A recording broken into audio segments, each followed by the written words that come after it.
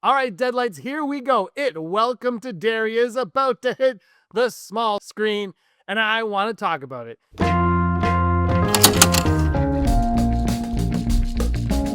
Hello, everyone. Welcome to Digital Charcuterie. My name is James. Thank you so much for stopping by. If you're looking forward to it, welcome to Derry. Hit that subscribe button.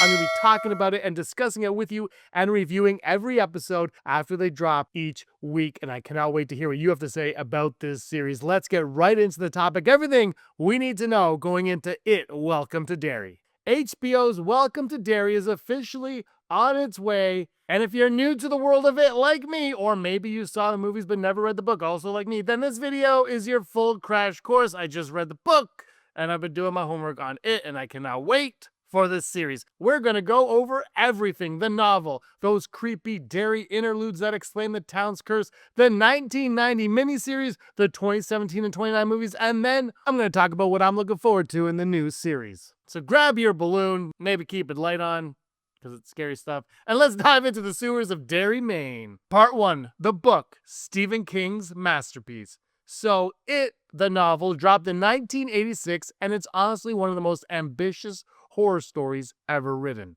It's not just about a killer clown. It's about growing up, trauma, memory, and this weird truth that evil isn't just supernatural, it's baked into the world, especially small town America.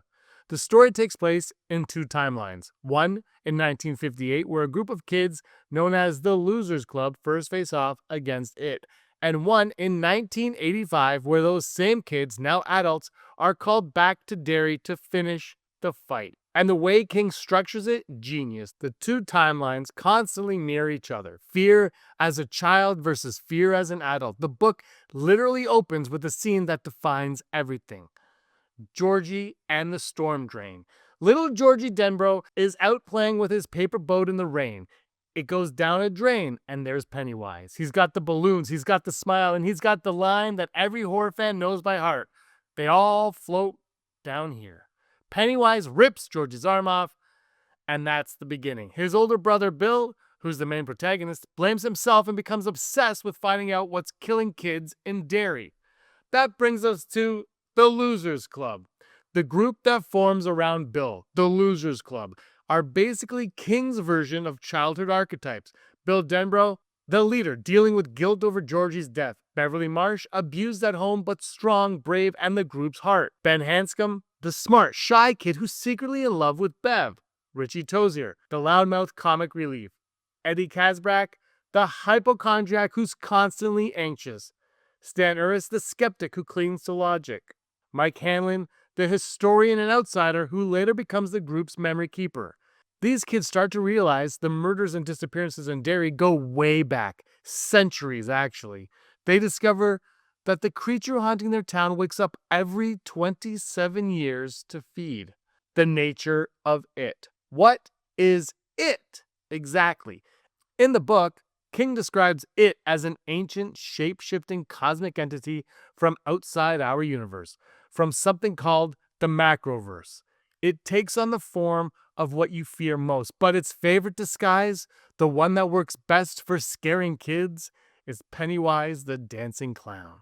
But its true form is beyond human understanding, a thing of light, the deadlights, something so alien that seeing it can literally drive you insane. The Ritual of Chewit. In the novel, there's the psychic battle called the Ritual of Chewit. It's not about punching a clown, it's this metaphysical, spiritual duel of wills. Bill faces it in the realm beyond reality and connects with another cosmic being, a giant turtle named Matrin, who represents creation, balance, and life. Matrin tells Bill that it has existed since before the universe began, and that the only way to beat it is through belief and unity. That's the key to the whole story. It feeds on fear, but belief, courage, and love starve it. The adults return. Fast forward to 1985. The murders start again, and Mike Hanlon, the only loser who stayed in Derry, calls his friends back home. The tragic part, they don't even remember what happened. That's another supernatural layer of Derry. Once you leave, you forget. But when they come back, it all hits them. The pain, the fear, the guilt. And this time they go back into the sewers one last time to finish it. They kill its physical form, a monstrous spider thing, and the town literally collapses in on itself. But even after the victory, the memories fade again. It's like the town itself wants to erase the truth. Part 2. The Derry Interludes, the forgotten heart of the book. Okay, here's where King goes full world building mode. In between the main story chapters, you get these Derry interludes, journal entries written by Mike Hanlon as he researches the town's history. And honestly, these might be the most important chapters in the entire book because they explain that Derry isn't just unlucky, it's infected. Interlude 1, The Bradley Gang Massacre, 1929. A group of outlaws, the Bradley Gang, roll into Derry and start robbing stores. Then one day, dozens of regular citizens grab guns and just execute them in broad daylight. No police, no arrests. No one even remembers doing it. That's the first clue that something in Derry controls people, warping them, pushing them to violence. Interlude 2, The Black Spot Fire, 1930s.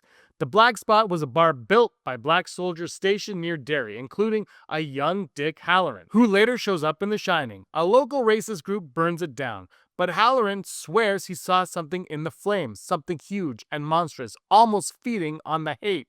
That's it, feeding on human evil as much as human fear. Interlude 3, The Ironworks Explosion, 1906. Kids hunting Easter eggs, a factory explodes, dozens dead. Witnesses talk about a clown smiling among the chaos. Derry just shrugs it off. This pattern repeats over and over. Massacres, disappearances, mass murders, and nobody ever remembers. Interlude 4, The End of Derry. The final interlude happens after the losers destroy it. Mike's in the hospital writing as the town literally crumbles. He notes that Derry is dying. Buildings sink, people flee, but already memories are fading. He ends his journal unsure if it ever really happened. That's King's ultimate horror. That evil isn't just supernatural, it's the forgetting of evil. Part 3, the 1990 miniseries. Okay, so in 1990, ABC releases a 2-part TV miniseries starring Tim Curry as Pennywise. And dude, Curry absolutely owns the role. No CGI, no effects, just pure nightmare energy. The miniseries tones down the cosmic elements but nails the core message that fear binds people and courage breaks it. It became a cult classic and basically defined Pennywise for a generation.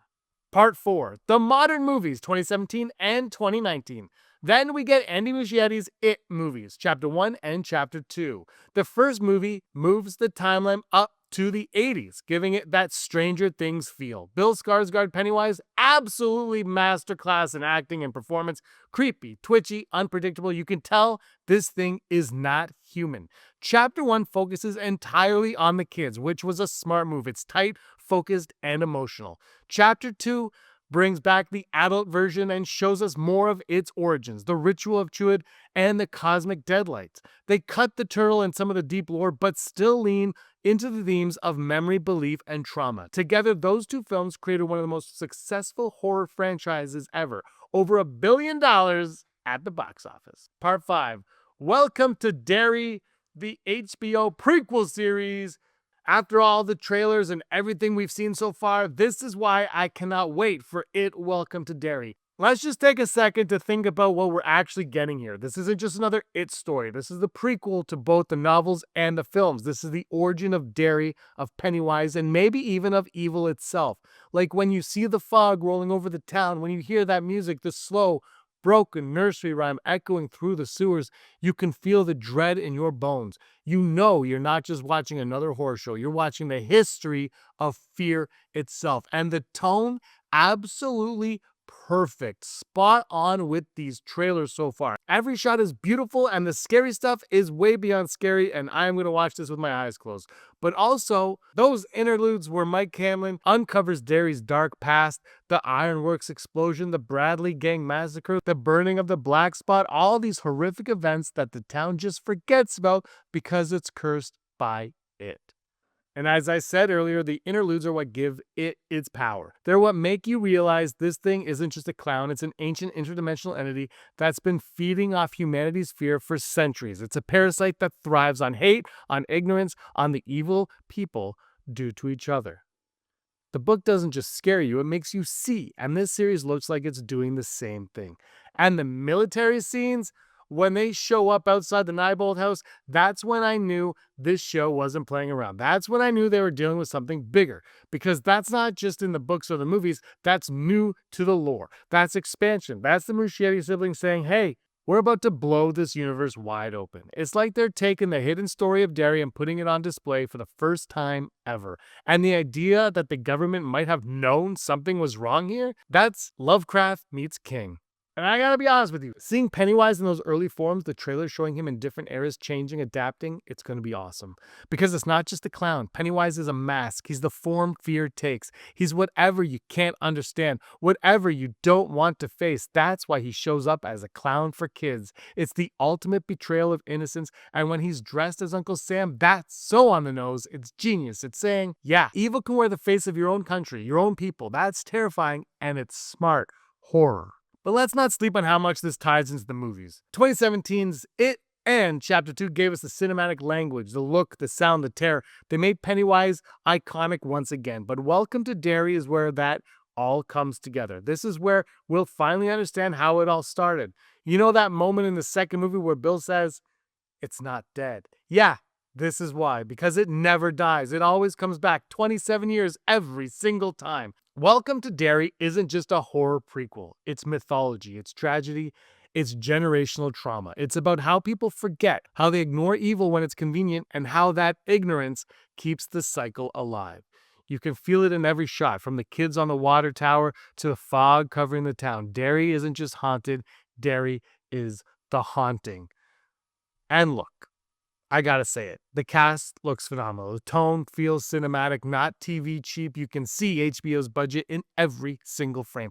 The Muschiettis are clearly putting their whole creative soul into this thing. This could redefine what horror storytelling on television looks like. So yeah, I'm all in. This is definitely one of my most anticipated shows of the year, because we're not just revisiting Pennywise, we're uncovering the origin of evil. We're peeling back the skin of Derry to see what's been festering underneath for centuries. And it's cosmic, it's emotional, it's horrifying. It's Stephen King. This is the kind of show that could bridge the gap between old school fans of the novel, people who love the movies, and new fans who just want to dive into something terrifying and rich. So yeah, after those trailers, I cannot wait for It Welcome to Derry. We're about to float again, folks, and this time we're going deeper than ever before. So there we go. It Welcome to Derry drops on HBO October 26th. Just a few short days away. I cannot wait. As I said, let me know your thoughts in the comments down below. Are you looking forward to the show? What are your hopes and expectations going into this? I cannot wait. I'll be covering it and reviewing it after every episode. Thank you so much for watching, everybody. I really appreciate it. Hit the like button and subscribe button. Until next time, may you be the master of your own universe.